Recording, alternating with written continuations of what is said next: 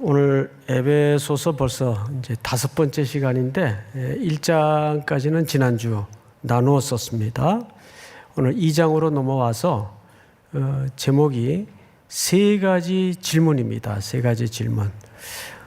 먼저 어떤 질문으로 오늘 내용이 흘러가야 되는가를 제목을 먼저 보면서 전체 구조를 머릿속에 새로이 입력하고 듣는 것이 이해하는 데 훨씬 도움이 될 것 같아요. 첫 번째 질문은 좀 띄워주실까요? 첫 번째 질문은 나는 누구였는가? 나는 누구였는가? 두 번째 질문은 그리스도 예수 안에서 나는 누구인가? 그리스도 예수 안에서 나는 누구인가? 세 번째 질문은 나는 어떻게 살아가야 하는가? 이 흐름을 따라서 오늘 본문이 구성이 되어 있습니다. 그래서 이 제목을 머릿속에 하나하나 기억해 가면서 말씀을 좀 전하고 또 듣도록 하겠습니다. 우선 1절을 좀 보십시다. 1절. 나는 누구였는가에 대한 이제 답인데, 여기 그 1절에 이제 우리 번역 성경에는 그 생략이 된 게 하나 있는데, 그리고 그러니까 2장은 1장의 연장선에서 이해를 가져야 된다는 뜻이겠죠? 그리고 그는 허물과 죄로 죽었던 너희를 살리셨도다. 이 1절은 첫 번째 나는 누구였는가에 대한 아주 중요한 덧붙일 것도 뺄 것도 없는 꽉 찬 대답입니다. 우리는 누구였는가? 성경은 이렇게 정의를 해요. 허물과 죄로 죽었던 너희를 살리셨도다. 근데 여기 살리셨도다라는 말은 전체 맥락에서 이해를 돕기 위해 덧붙인 얘기입니다. 원문에는 살리셨도다라는 말이 없어요. 그냥 이렇게 되어 있습니다. 단도직입적으로. 그는 허물과 죄로 죽었던 너희를 이렇게가 아니고 죽었었다.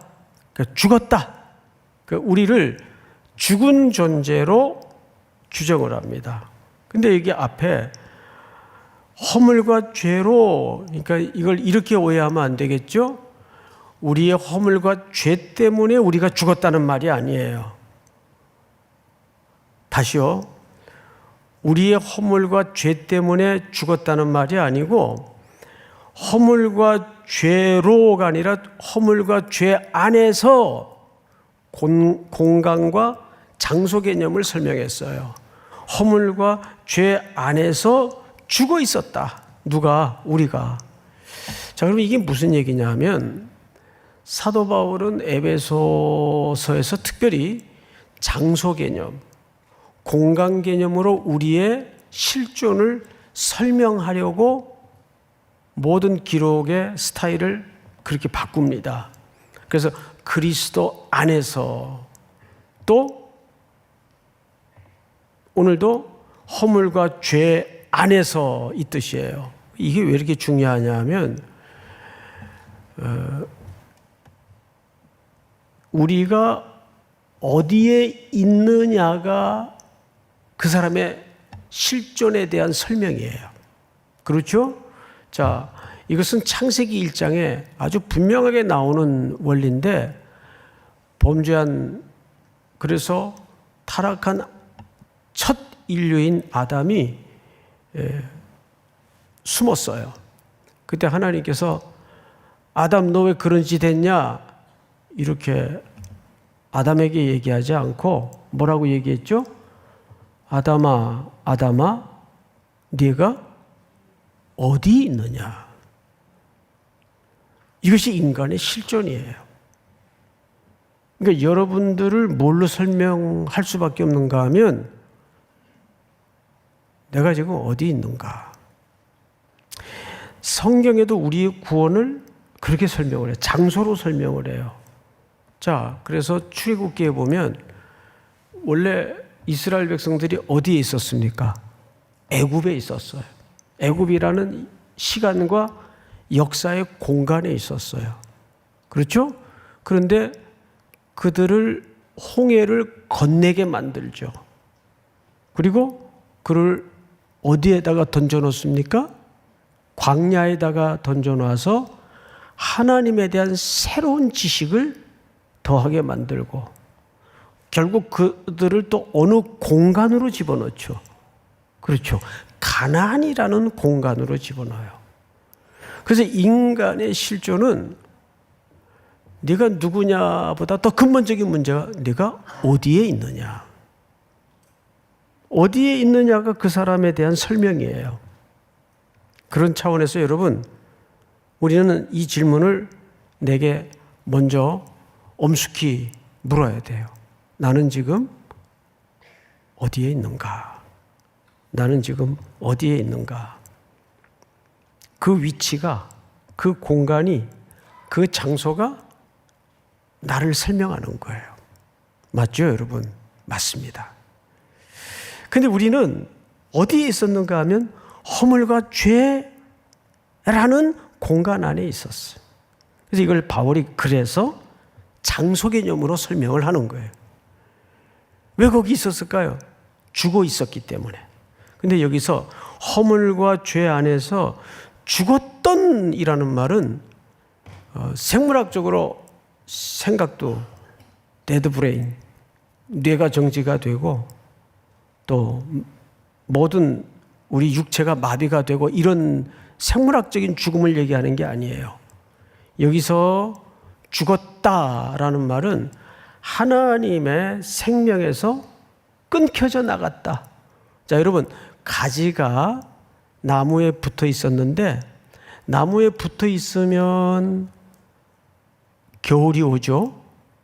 그러면 나뭇잎도 떨어지고 그 가지가 마치 보기에는 죽은 것처럼 보이지만 이게 살아있다는 게 언제 티가 납니까?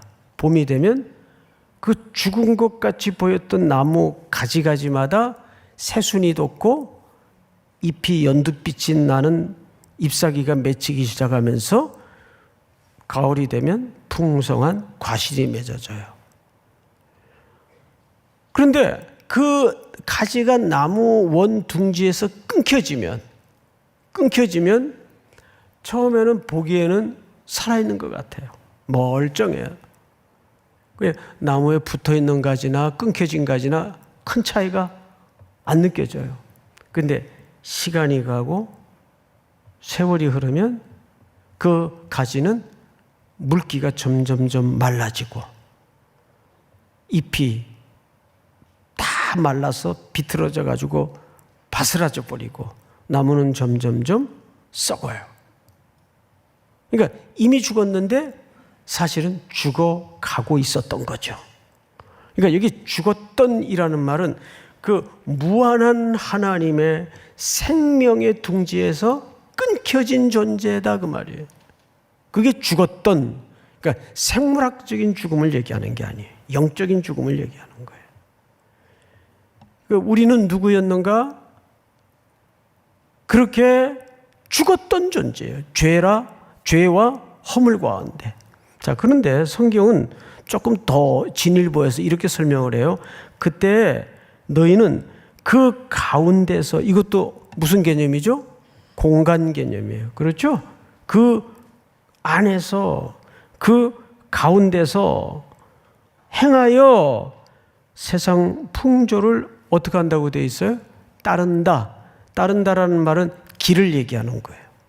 우리 시편 1편 말씀을 들을 때 이런 말씀을 들었어요. 복 있는 사람은 악인의 길을 따르지 아니하며, 이 길을 얘기하는 거예요. 길도 하나의 장소란 말이에요. 공간이란 말이에요. 그래서 여기 우리는 그 허물과 죄라는 그 길에서 우리는 그 세상 풍조를 매력 있는 그 길을 향해서 따라가고 있었어요. 악인의 꾀를 쫓아가고 있었어요. 악인의 길에 서고 있었어요. 그럼 거기서 말하는 악인의 길이라는 건 오늘 에베소 2장에서 어떻게 설명하는가 보십시다. 풍조를 따르고 공중에 권세 잡은 자를 따랐으니 곧 지금 불순종의 아들들 가운데 역사하는 뭐라고 되어 있어요? 사탄을 얘기하는 거예요. 사탄. 그러니까 이 사탄은 공중의 권세 잡은 자예요. 여기서 말하는 공중은 가장 낮은 대기권을 표현할 때 유대인들이 쓰는 표현이에요. 그들은 일시적으로 그 권세를 자기들이 확보하고 잡은 것처럼 지금 붙잡고 있어요. 그래서 그 공간 안에서 사탄은 불순종의 아들들, 하나님의 생명의 원천에서 끊겨진 자들을 붙잡고 그들을 미혹의 길로 거짓과 속임수로 우리가 하나님을 알지 못할 때는 거기에 답이 있고 거기에 진리가 있는 것처럼 속아서 그 길을 열심히 따르고 있었어요. 그 얘기를 하는 거예요. 이게 우리의 그리스도를 알지 못했던 과거의 실존의 모습이에요. 3절을 읽어보시면 다 같이 한번 읽도록 하십시다. 시작.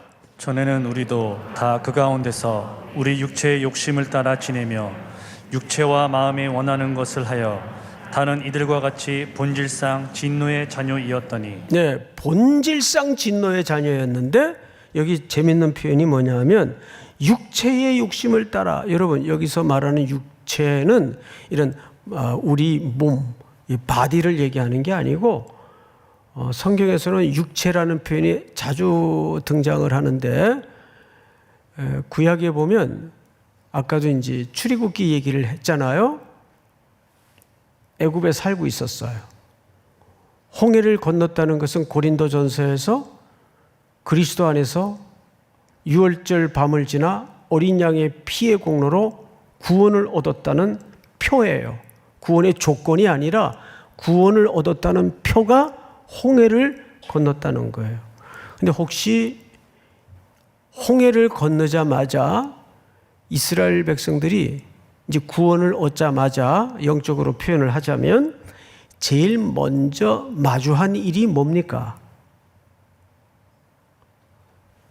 아말렉이라는 대적을 만난 거예요. 그러니까 구원 얻은 백성들에게 처음으로 만난 대적이 아말렉이에요.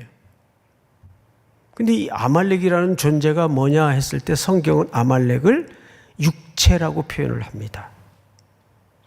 그거는 상대적 개념이기도 하지만 그 상대적 개념을 통해서 뭘 영적으로 설명하고 싶은 건가 하면 아니 구원을 얻었는데 왜 전쟁이 기다리고 있느냐 그 말이죠. 근데 그게 정상이에요.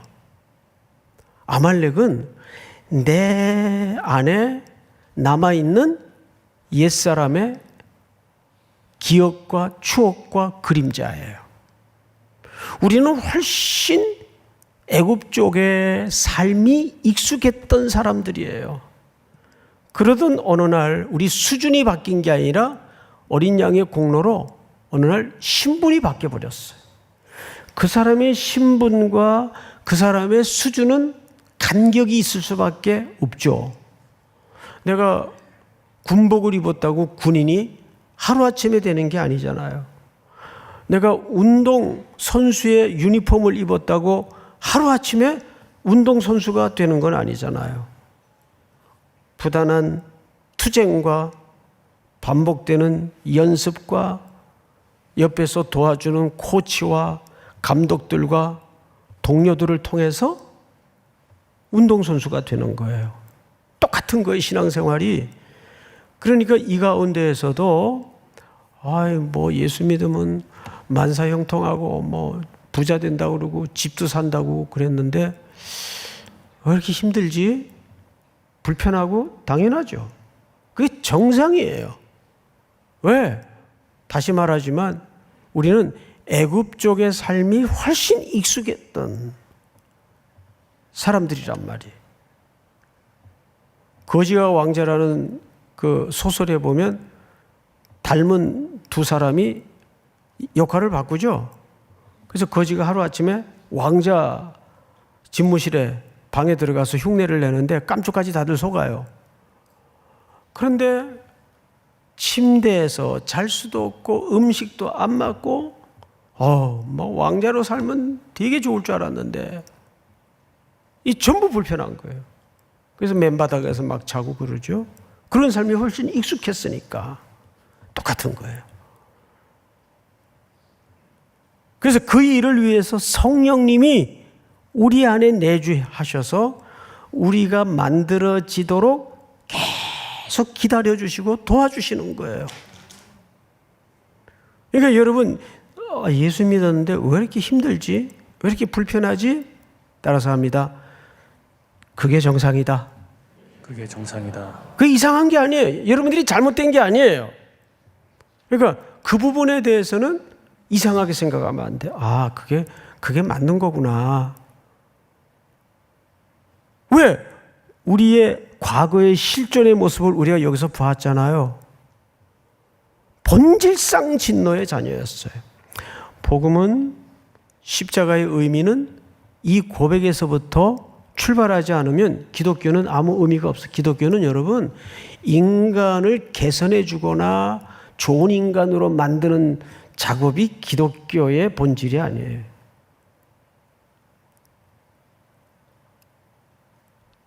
그러면 두 번째 질문이 뭐죠?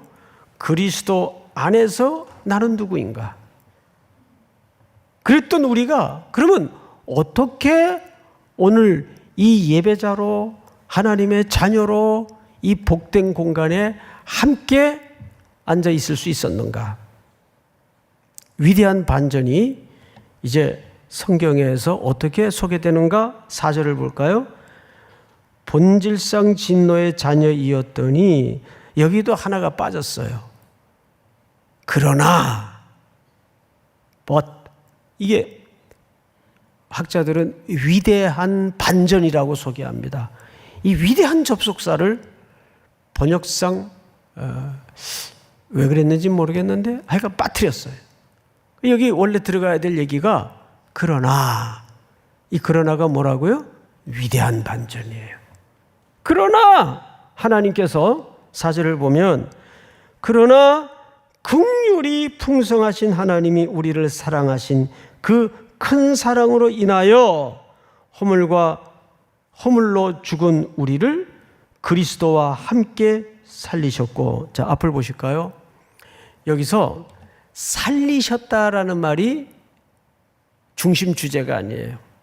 여기 중심 주제는 함께라는 단어예요. 함께. 자, 여러분, 함께 살리셨다고 했을 때는 앞에 어떤 큰 전제가 이미 포함된 걸까요? 함께 죽었다는 말도 됩니다. 그래야 함께 살리셨다는 말이 성립이 되겠죠. 우리의 본질상 진노의 자녀였던 그 죄값을 위해서 예수님이 십자가에서 함께 그 죄값을 지불하시고 어떻게 하셨다는 얘기예요?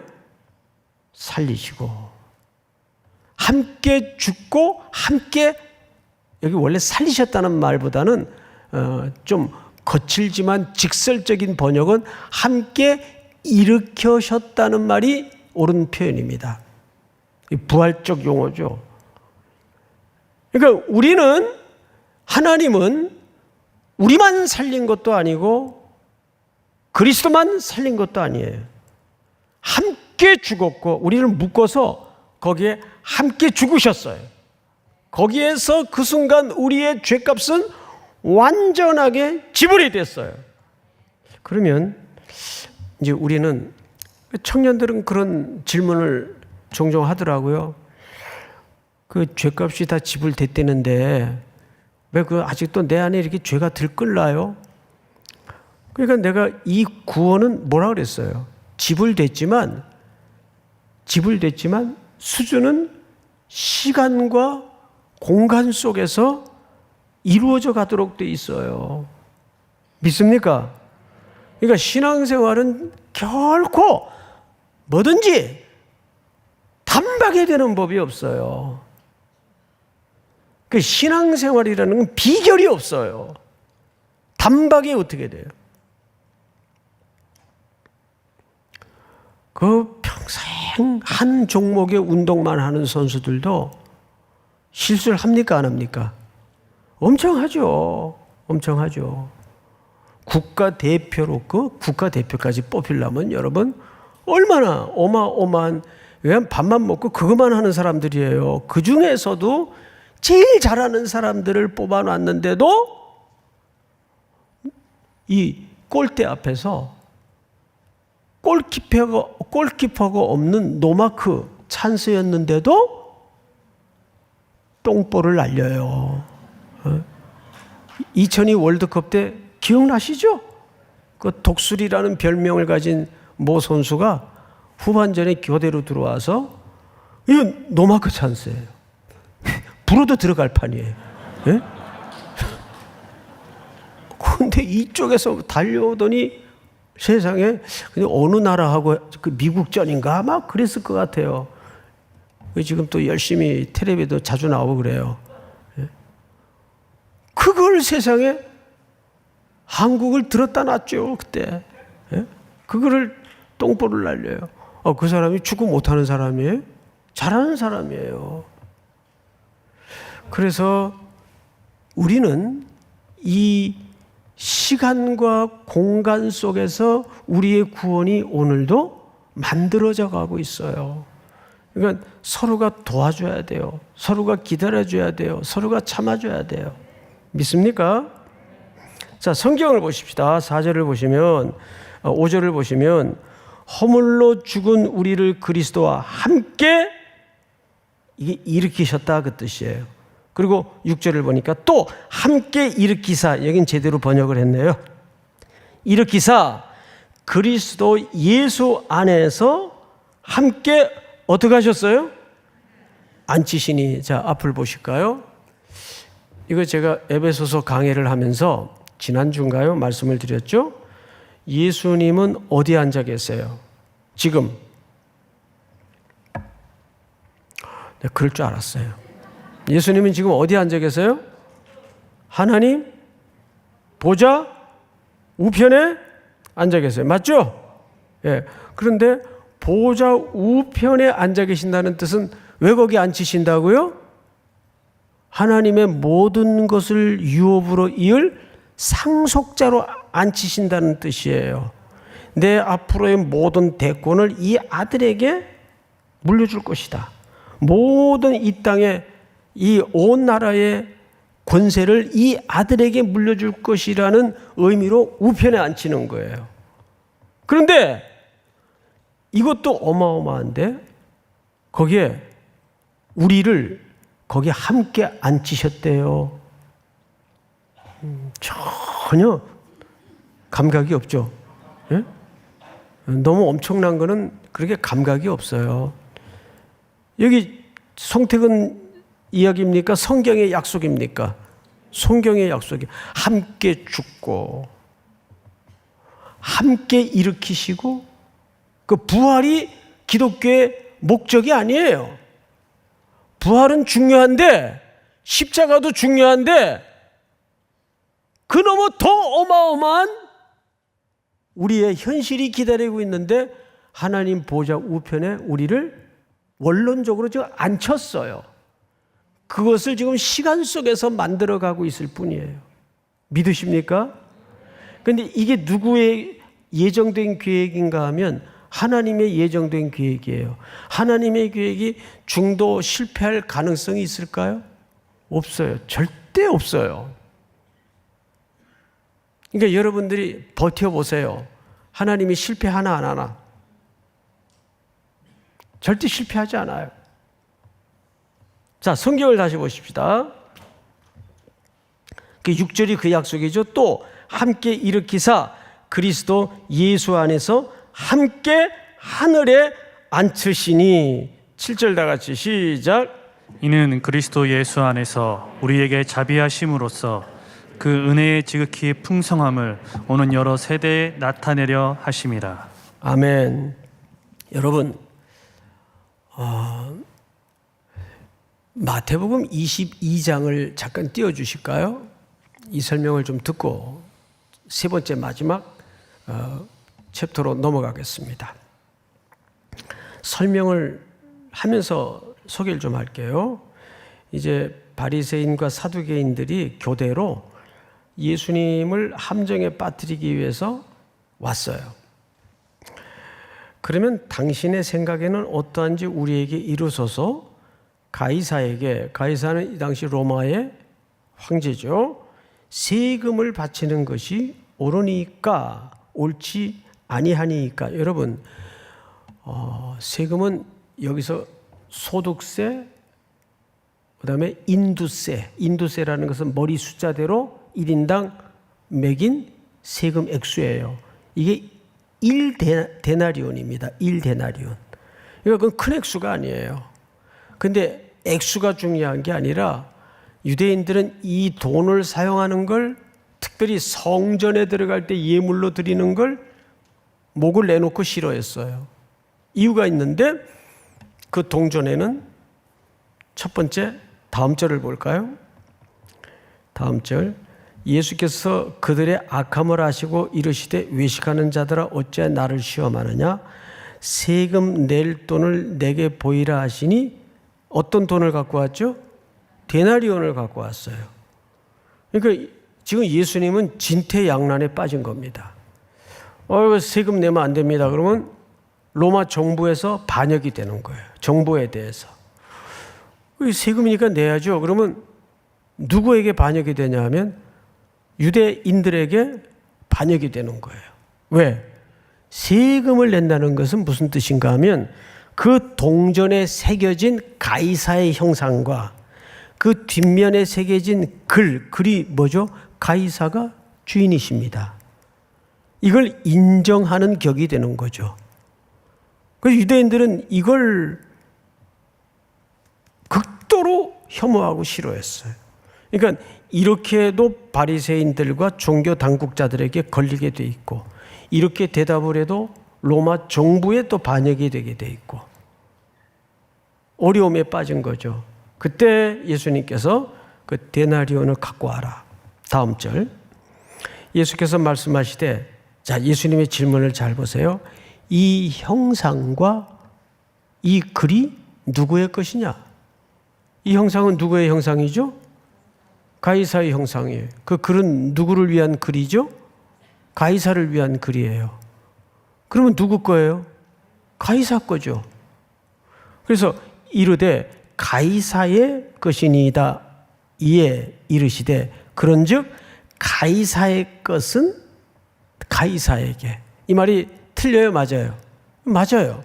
근데 가운데 빠졌어요. 글자 하나가. 그러나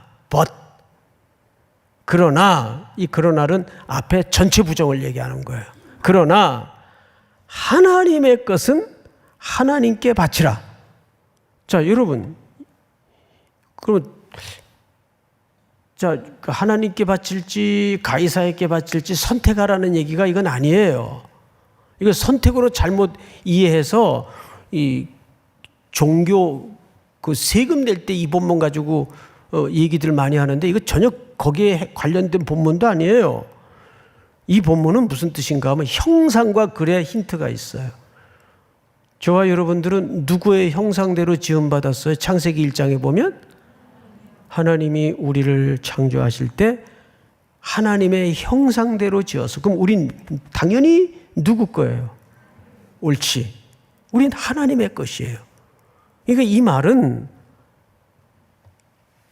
세상의 것에 동조하는 사람들은 그 사람한테 바쳐라. 그러나 우리는 하나님의 형상으로 지음받은 존재이기 때문에 당연히 우리의 일생은 누구에게 드려져야 된다? 하나님께 드려져야 된다. 그래서 여기 잘 보시면 21절에 이르되 가이사의 것이니이다. 이에 이르시되 그런즉 가이사의 것은 가이사에게 하나님의 것은 하나님께 어떻게 하라 돼 있어요? 여러분, 이 바치라는 말이 무슨 뜻인지 아세요? 이렇게 드린다라는 개념이 아니에요. 제자리에 되돌려 놓는다, 장소 개념이에요. 이탈되었던 위치, 거기에 하나님의 형상대로 지음받은 인간이 제자리로 되돌아간다, 그 뜻이에요. 그게 하나님께 바치는 거예요. 되돌려 놓는다, 장소 개념이에요. 여러분, 복음은 여기서부터 출발하는 거예요. 자, 그래서 다시 오늘 본문으로 돌아가면 7절 보세요. 이는 그리스도 예수 안에서 우리에게 자비하심으로써 그 은혜의 지극히 풍성함을 오는 여러 세대에 나타내려 하심이라. 오는 세대들에게 오고 오는 역사를 넘어서 이 복음이 나뉘어지고 이지러졌던 하나님의 형상들이 복원이 되어서 원래의 자리로, 아담도 원래의 자리로 되돌려 놓기 위해서 하나님의 아드님이신 아담이 아담의 모습으로 몸을 입으시고 이 땅의 마지막 둘째 아담이자 마지막 아담으로 오신 거예요. 그 십자가에서 아담의 모든 혈통을 끝내신 겁니다. 그 십자가는 거기에 대한 종결 선언이에요. 첫 아담의 모든 죄악을 둘째 아담이자 마지막 아담이신 예수 그리스도께서 거기서 다 빚을 청산하신 겁니다. 믿습니까? 왜 그렇게 하셨는가? 우리를 하나님의 이지러진 그 잃어버렸던 형상을 복원시켜서 제자리로 돌려놓기 위해서. 그럼 마지막 세 번째로 그 제자리로 돌려놓는다는 것이 무슨 뜻일까? 8절. 너희는 그 은혜에 의하여 믿음으로 말미암아 구원을 받았으니 이것은 너희에게서 난 것이 아니요. 그러니까 믿음은 우리에게서 난 게 아니라 그 뜻이에요. 그 우리가 믿습니다 하는 거는 자기 어떤 확신, 자기의 어떤 결의 이런 게 아니에요. 믿음 자체가 선물이란 말이에요. 내가 믿게 되었다는 것 자체가 선물인데, 은혜인데, 그걸 자꾸 자기가 구원의 조건으로 붙드는 이상한 가르침이 주변에 돌아다닌다는 거죠. 그건 잘못된 거예요. 우리가 고백을 할 수 있던 것도, 아니 죽은 사람이 어떻게 고백을 해요? 어불성설이지. 살려놓고 수사학적으로 내가 믿었으니 구원을 얻는다, 이렇게, 그건 수사학적인 표현이에요. 우리 그런 거 있죠. 이 만물의 질서 속에도 해가 아침마다 어디서 떠요? 에? 동쪽에서 뜨죠. 근데 이게 과학적으로 맞는 표현이에요? 근데 아무도 누가 그거는 과학적으로, 물리학적으로 그건 틀린 겁니다, 이러는 사람은 없어. 그런 맹꽁이가 어디 있어요? 해가 뜨는 게 아니죠. 지구가 자전을 통해서 태양 주위를 돌고 있는 거 아니에요. 물리학적인 원리를 따지자면. 누가 그런 과학적 설명으로 태양이 뜨는 거를 설명을 해요? 그걸 우리는 문학적 표현이라 그러죠. 마찬가지예요. 내가 믿었다는 것도 결국 하나님께서 생명의 선물을 그리스도를 통해 주셨기 때문에 그제서야 눈이 열어져서 제가 믿습니다. 그런데 하나님은 잘했다, 착하다, 그걸 전부 내 공로로 돌려주시더라고요. 그러니까 우리는 자랑할 게 없는 거예요. 그래서 오늘 에베소 2장 8, 9절이 전부 그 얘기 아니에요? 하나님의 선물이라. 9절 다 같이 시작. 행위에서 난 것이 아니니 이는 누구든지 자랑하지 못하게 함이라. 예. 여러분, 심지어는 선한 일도 자랑하지 마세요. 교회 브랜드도 자랑하지 마세요. 그것도 싫어해요, 하나님께서. 오직 그리스도의 공로와 그분만이 우리의 자랑이 되어야 됩니다. 한국교회가 자꾸 이렇게 갖추어져 있고 아쉬운 게 없어지고 이러니까 자꾸 교회라는 덩치, 규모, 브랜드를 자꾸 자랑해서 교회 자체가 하나님의 영광보다 높아지는 이런 일들이 요즘 한국교회가 뿌리 뽑아내야 될 중요한 골자입니다. 오직 교회의 자랑은 십자가의 복음과 그리스도의 공로, 하나님의 영광만이 자랑이 돼야 돼요. 그래서 10절을 보시면 제가 읽겠습니다. 우리는 그가 만드신 바라 그리스도 예수 안에서 선한 일을 위하여 지으심을 받은 자니 이 일은 하나님이 전에 예비하사 우리로 그 가운데서 행하게 하려 하심이라. 여기 선한 힘이라는 것은 결국 뭘까요? 여기서 말하는 선한 힘이라는 것은 그분을 자랑하는 일이에요. 교회를 자랑하는 것도 아니고 우리의 행위를 자랑하는 것도 아니라 그분이 하셨다는 걸 자랑하고 선포하는 일입니다. 믿으십니까? 그래서 정리하자면 결론 첫 번째 좀 띄워주실까요? 우리는 허물과 죄로 죽었던 본질상 진노의 자녀이다. 여기서부터 우리의 복음은 시작이 됩니다. 두 번째 시작. 긍휼이 풍성하신 하나님이 그리스도와 함께 일으키심. 함께 일으키셔서 어떻게 하셨어요? 함께 하늘에 앉히셨습니다. 여러분들은 신분적으로는 지금 어디에 앉아 계신 분들이에요? 하늘에 하나님 우편 보좌에 예수 그리스도와 함께 앉아 계신 분들이에요. 그러니까 좀 그렇게 삽시다. 쪼잔하게 말이죠. 예? 치사하게 살지 말고 돈이 없지 가오가 없냐. 아, 이거 은혜가 돼요. 이런 말. 예? 그러니까 영화들을 좀 보세요. 그래야 설교가 이해가 돼요. 예? 작가들 참 그 멘트 날리는 거 보면 기가 막혀요.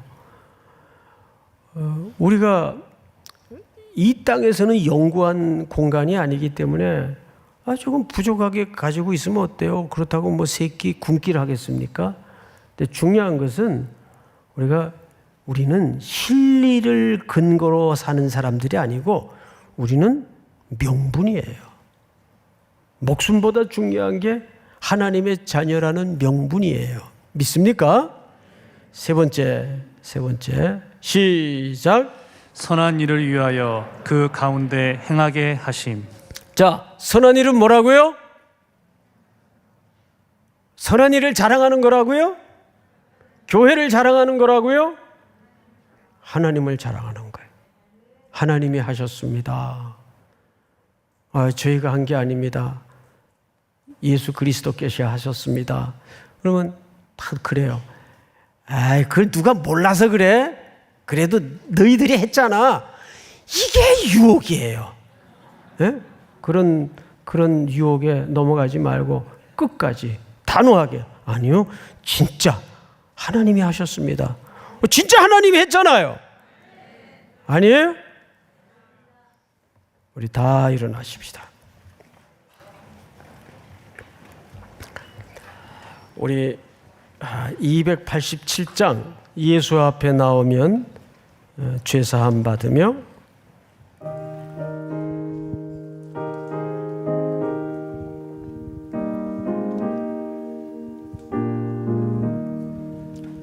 예수 앞에 나오면 죄사함 받으며 주의 품에 안기어 편히 쉬리라.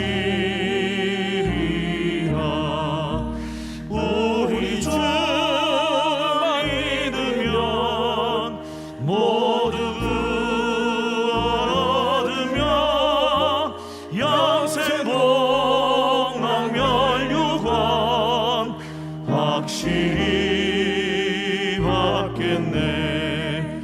예수 앞에 나와서 은총을 받으며 마음의 기쁨 넘치어 감사하리라. 우리 주만 믿으면 모두 구원 얻으며 영생 복락 멸류관 확실히 받겠네. 예수 앞에 설 때에 흰 옷을 입으며 밝고 빛난 내 집에 길이 살리라. 우리 주만 믿으면 모두 구원 얻으며 영생 복락 멸류관 확실히 3절만 다시 합니다. 예수 앞에 설 때에 흰 옷을 입으며 밝고 빛난 내 집에 길이 살리라. 우리 주만 믿으면 모두 구원 얻으며 영생 복락 멸류관 확실히 받겠네. 하나님 아버지, 우리의 안고 일어섬과 삶의 모든 흔적들을 돌아보면 정말 하나님이 하셨음을 고백합니다. 우리의 평생 한 호흡까지도 하나님만이 나의 자랑이심을 잃어버리지 않도록 우리의 고백을 날마다 새롭게 하여 주시옵소서. 지금은 우리 구주 예수 그리스도의 은혜와 하나님 아버지의 사랑과 성령님의 교통하심이 머리 숙여 경배를 드리는 사랑하고 사랑하는 귀한 3일의 성도들, 해외, 군에 출타해 있는 가족들, 복중의 생명까지 영원토록 함께 있을지어다. 아멘.